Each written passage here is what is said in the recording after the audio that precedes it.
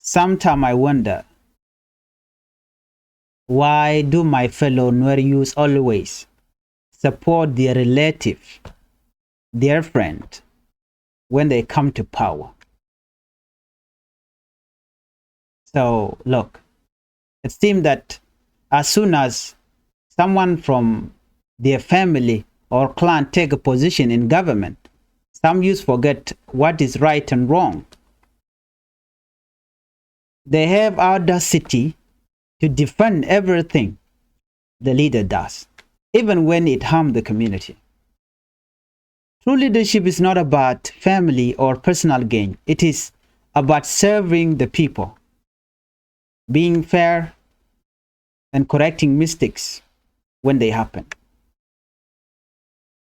Supporting a relative or a friend is one thing, but blindly defending the wrong choice is another. We must ask ourselves, are we building our community or just protecting someone's power?